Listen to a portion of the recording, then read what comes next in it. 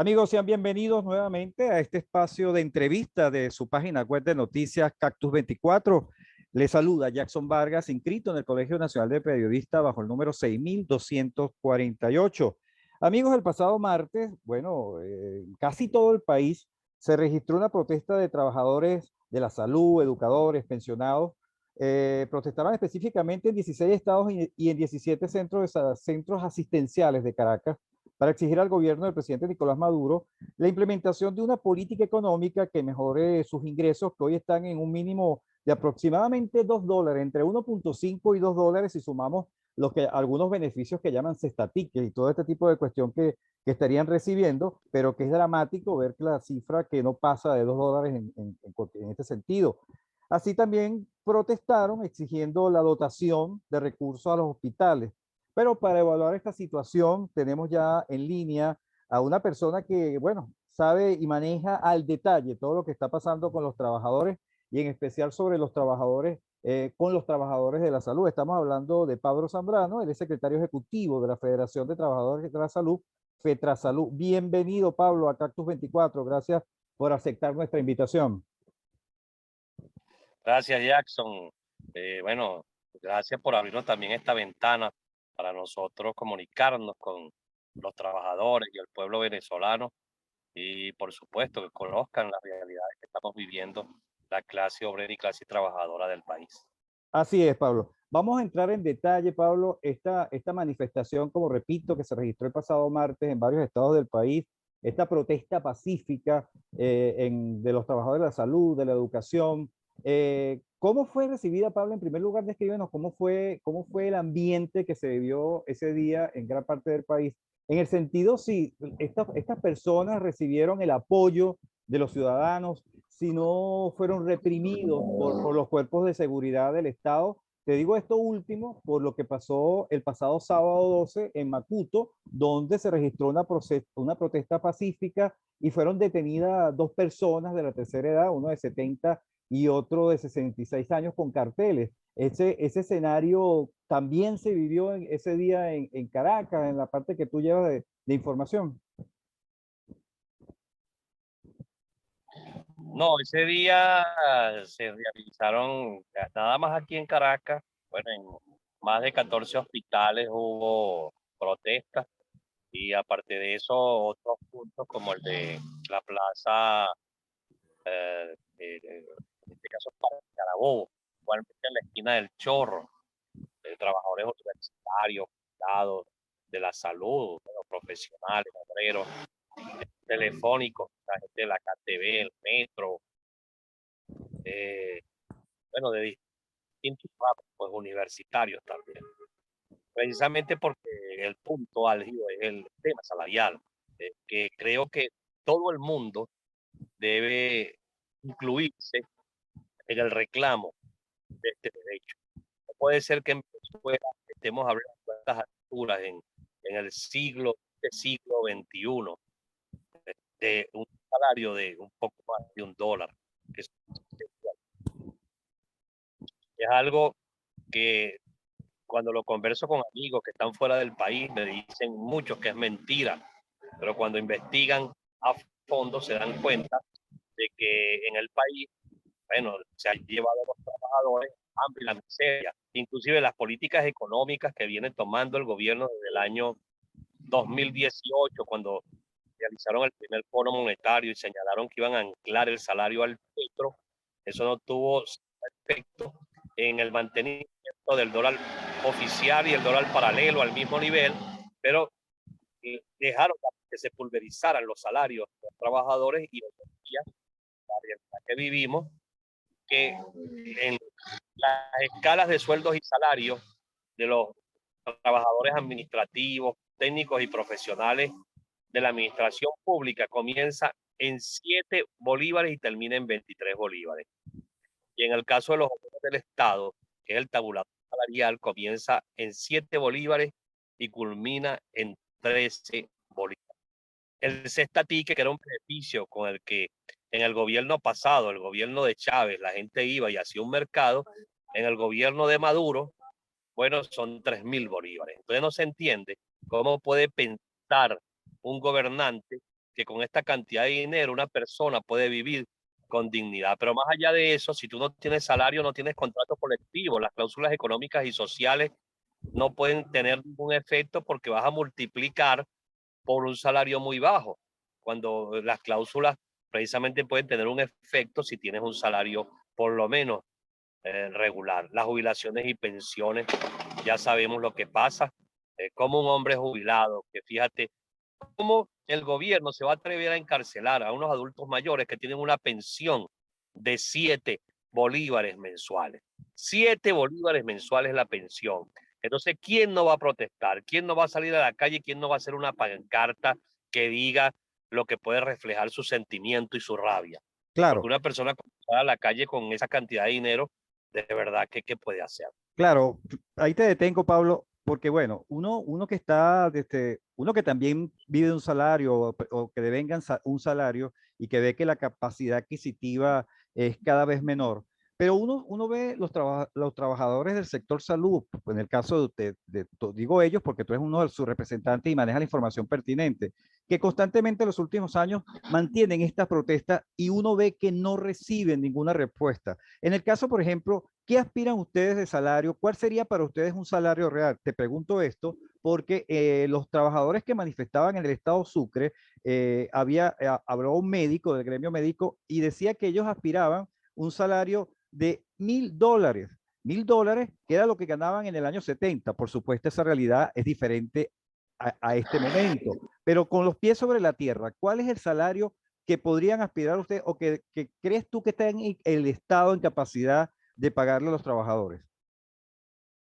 Fíjate, ahí tenemos que primero no ser demagogos. Yo no le puedo decir ni ofrecer a mis agremiados y a los trabajadores venezolanos un salario, digamos, de 500 o 400 o $1,000, que cuando revisamos los estándares suramericanos, porque no vamos a ir por otro lado, Colombia, y voy a agarrar el otro Bolivia, porque dicen que también son socialistas, bueno, oscila entre 300 y $320. En el caso de Colombia, 300, en el caso de Bolivia son más de 2.000 bolivianos, que son unos $320. Esos son los estándares, pues. Que de paso cubren un promedio de un 65-70% de la canasta, digamos, de esos países, alimentaria. Y en el caso nuestro, ¿qué es lo que nosotros planteamos ante una economía tan enferma? Es que tú no puedes meterme un paquetazo económico donde me zumbas la crisis a mí como trabajador, así como le zumbaron la cruz a Jesucristo, y dentro de tu política no esté la búsqueda de la recuperación del salario. Entonces, de eso es que nosotros venimos conversando. Nosotros queremos una política donde se converse, donde empecemos a buscar salida a este tema que es álgido, porque he visto últimamente algunas encuestas y precisamente lo que más le preocupa a la gente es la situación económica y el alto costo de la vida. Entonces, esa política nos daría a nosotros por lo menos la esperanza de que vayamos recuperando la economía y vayamos recuperando la producción del país y por supuesto el ingreso de los trabajadores, pero bajo realidades justas, no bajo la realidad de la burbuja en la que viven los gobernantes, que creen que con 7 bolívares de salario mínimo y una escala salarial que oscila, como te dije, entre 7 y 23 bolívares para todos los trabajadores, puedan de alguna manera vivir. ¿Qué ha causado esto? Bueno, la gran migración forzosa que existe, que ya sabemos de todos esos venezolanos que se van fuera del país, que muchos van a pasar trabajo, pero prefieren será pasar trabajo en otro lado porque aquí con un ingreso de ese tipo no pueden vivir. Y de paso la renuncia de los trabajadores a los entes públicos porque el sector privado ya está aproximadamente por los $80 el salario mínimo, muy lejos de lo que puede ser el salario de un trabajador del Estado. Y por supuesto, la gente busca otros trabajos, también migran a la economía informal para poder mantenerse, por lo menos en los centros de salud, porque se trata de la vida humana. Claro, Pero claro. ya eso se está acabando, ya los trabajadores no están soportando la situación que se vive, ya estamos consiguiendo que los obreros, que eran los que menos renunciaban, ya están renunciando a sus puestos de trabajo. en los hospitales nuestros, en los ambulatorios. Te voy a poner un ejemplo, Jackson. En estos días visité un centro y me conseguí una trabajadora vendiendo cigarrillos y me dijo que había renunciado al hospital. Y le dije, bueno, ¿y renunciaste para vender cigarrillos? Y me dijo, claro, Pablo, porque aquí gano más. Claro, Yo tengo que llevar de comer a mis hijos. esa es Esa una, es la realidad. esa es una realidad, Pablo, pero mi pregunta puntual, ustedes han hecho estudios, ustedes tienen asesores, ustedes manejan los datos de cuánto es el personal que está dependiendo del Estado, tanto del Estado, del gobierno central como de las gobernaciones, alcaldías. Ustedes tienen una referencia, porque la pregunta es, y no me has dado respuesta, de cuál es el salario que ustedes aspiran en términos reales exigir al Ejecutivo. Y te pregunto esto por qué. Porque el presidente Nicolás Maduro, en el marco de la reforma a la ley de grandes transacciones financieras, su argumento era que ese dinero iba a formar parte o iba a servir para incrementar el salario a los trabajadores. Entonces, esto nos genera las expectativas de que ese posible anuncio de aumento de salario se podría registrar este 1 de mayo. En este sentido, te pregunto, ¿cuáles son las expectativas? Y te repito, ¿cuál es lo que ustedes aspiran? ¿Qué salario ustedes aspiran? Bueno, Jackson, fíjate, te hablo de la discusión y el establecimiento del diálogo social que pasó en los petitorios que, que se hicieron a través del juicio de la Comisión de Encuesta de la Organización Internacional del Trabajo, porque por no caer en demagogia, porque claro, cuando nosotros hablamos de lo que merece eh, tener un trabajador como salario, tendríamos que hablar primero del mínimo y no debería ser distinto al de Colombia o al de Bolivia, unos $300 al mes. Pero la realidad es que eso se hace imposible. Ahora, cuando Maduro dice que va a aumentar, él está pensando no en lo justo o hacer un gran esfuerzo por parte del Estado. Ellos están pensando, lo que yo he escuchado por actores del gobierno, es que aspiran que los trabajadores lleguen a unos $40, otros hablan de $30 al mes, hay unos que dicen que 50, no tienen todavía un estándar, digamos, de lo que puede ser el salario a futuro. Ahora, ¿qué planteamos nosotros?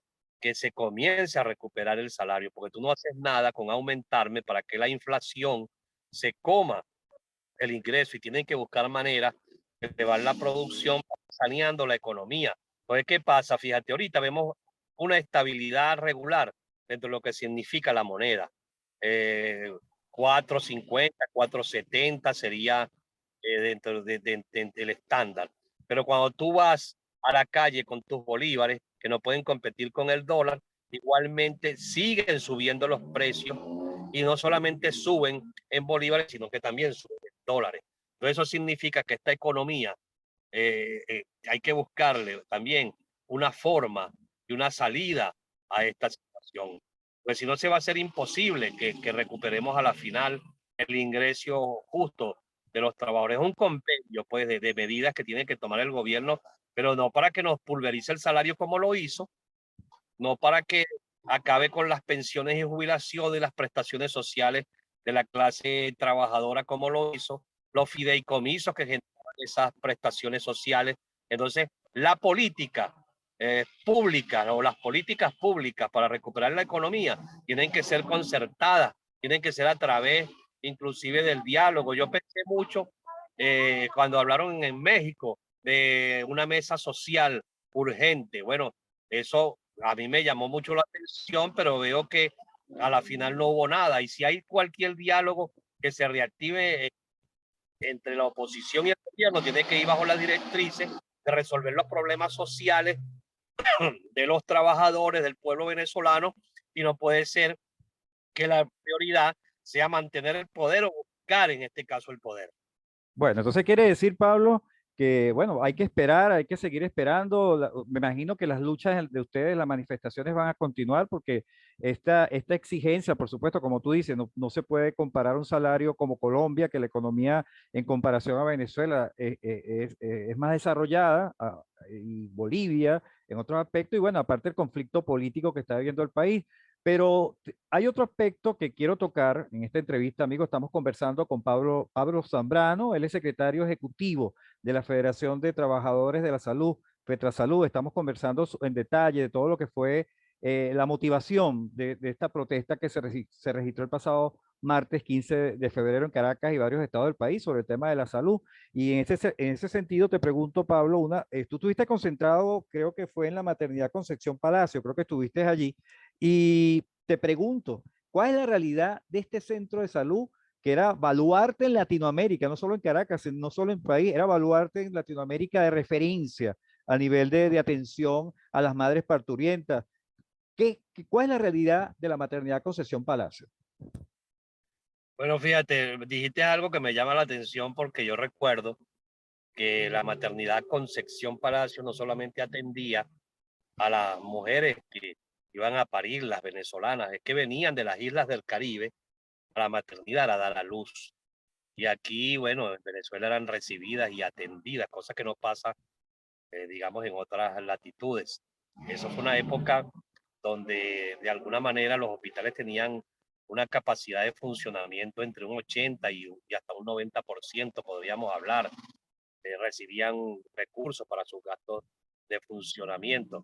Hoy en día la realidad de la maternidad es la realidad de todos los centros de salud, hospitales donde eran clasificados entre, digamos, hospitales tipo 2, hospitales tipo 3, hospitales tipo 4. Un hospital tipo 4 era un centro de salud con una capacidad de atención por lo menos de 500 camas y por supuesto un área ambulatoria, digamos, donde se llevaba el control a las madres que iban a parir en la maternidad, y así como pasaba en los otros centros de salud de este tipo, tipo 4. Ya ningún hospital es tipo 4. Ya cuando hablamos de capacidad, pueden atenderse, pues, habrá unas 100, pueden haber 150 camas que pueden funcionar con las decadencias que, que se nos que el paciente le pasan una lista que nosotros le decimos la lista del terror con todas las necesidades por la falta de responsabilidad del Estado. O sea, no hay insumos, faltan los medicamentos, falta el agua, falta todo. Entonces, la familia y el paciente tienen que comprar. O sea, que eso de la gratuidad es una falsa total. Entonces, así mismo como la maternidad tiene esas decadencias, así pasa en Magallanes, así pasa en el Hospital Central de Maracay, en el Clínico Universitario. Ejemplo, en el Clínico Universitario hay 12 ascensores y funciona uno. Y en el caso específico del área de nutrición, ya no hay menajes, ya las trabajadoras van recaudando perolitos de mantequilla y ahí le reparten la comida a los pacientes, porque la comida que de paso ya no tiene la calidad, porque ¿qué es lo justo para la recuperación de un paciente? Que sea alimentado de acuerdo a su patología, con una dieta de acuerdo a su enfermedad. En este caso, bueno, si hay arroz con sardina, es arroz con sardina para todo el mundo.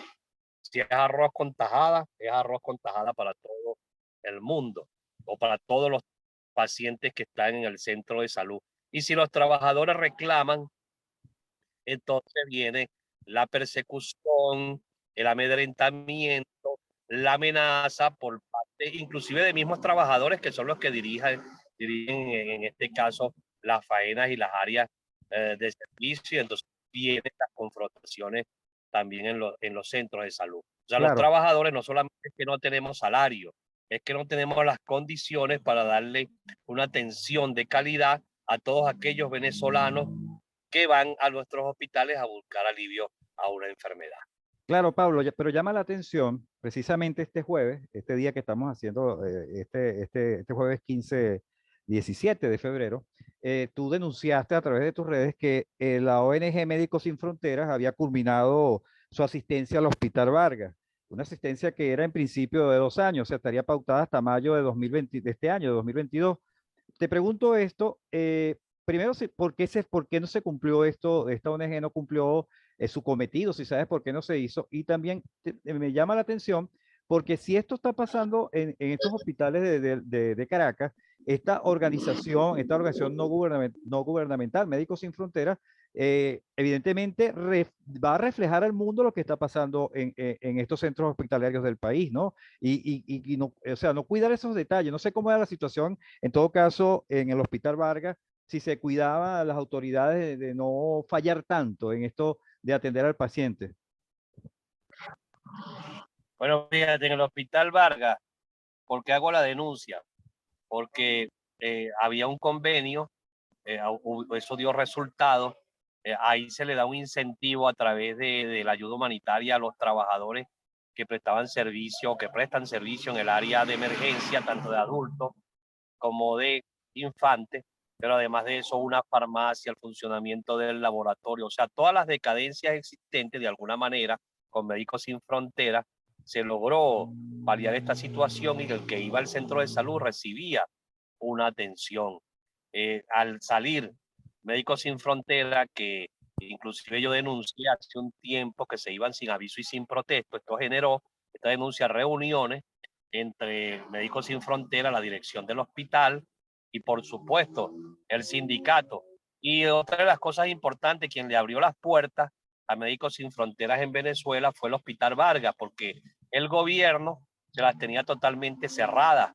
El gobierno no permitía, inclusive hasta sufrieron allanamientos esta gente de Médicos Sin Fronteras. Y resulta ser que después que restablecieron las relaciones con el gobierno, y en este caso el ministerio, entonces hacen bueno, se van del Hospital Vargas, que no sabemos cuáles son las razones porque nunca las han explicado concretamente, pero se van a otros centros de salud. O sea, tú sabes la importancia de lo que significa el Hospital Vargas y las consecuencias de esa ida, que significa una renuncia masiva de los trabajadores de Vargas, porque esos trabajadores vienen percibiendo un ingreso que es muy superior al que paga en este caso el Estado como tal. O sea, esa ayuda humanitaria de Médicos Sin Fronteras, al perder el Hospital Vargas, entra un total caos, una paralización inmediata. ¿Y qué fue lo que se le pidió? Que dieran el tiempo necesario para que de alguna forma se hagan las diligencias para buscar otro que pueda ayudar a Vargas para seguir funcionando. Eso fue el petitorio y ellos se comprometieron en acta que yo publico a mantenerse hasta el mes de mayo para que se hagan todas estas diligencias y por supuesto no cumplieron. Ya prácticamente están idos del hospital, ya los trabajadores me andan llamando precisamente para ver qué se va a hacer. Entonces es una situación bien complicada porque paraliza totalmente lo que significa un ente que venía prestando un servicio en forma, digamos, no como queremos, pero por lo menos daba una respuesta y ya, por supuesto, a partir de esta ida, esto no puede seguir sucediendo. Fíjate que ya se retiraron hasta de la terapia intensiva. O sea que un paciente que llega al Vargas que amerite una terapia no va a poder ser atendido porque simplemente hay que buscar donde haya una terapia para que este paciente reciba la atención adecuada. Sí, bien delicado todo esto que estás denunciando, Pablo. Y bueno, no podemos terminar esta entrevista, ya nos quedan escasamente máximo 2 minutos, Pablo, pero quiero que me digas en relación a la COVID-19, uno de los sectores de los más afectados, por supuesto, son ustedes, los trabajadores de la salud, los médicos, enfermeras, camilleros. ¿Cuál es el balance que tienes tú de personal afectado o fallecido por esta enfermedad? Y cómo ha sido la dotación de implementos de bioseguridad? ¿Lo han tenido? ¿No los tienen? ¿Cuál es la realidad en ese sentido en escasamente 1 minuto que nos queda, Pablo? Bueno, la realidad es también más o menos la misma. El problema de la bioseguridad es grave, inclusive nosotros mismos tenemos programas sociales que desarrollamos y le llamamos a los trabajadores la indumentaria que podemos, por supuesto, y esto lo hacemos como medida de protesta, ya que si nosotros podemos, ¿porque el Estado no puede? Pues que tiene todos los reales, así sean los que sean. Aparte de eso, a todos los trabajadores que prestan servicio, que están en esa faena, les ha dado COVID, pero no una vez, a todos les ha dado que si 3, 4, yo conozco compañeros que ya van por 5 COVID ya, que los ha afectado, pues.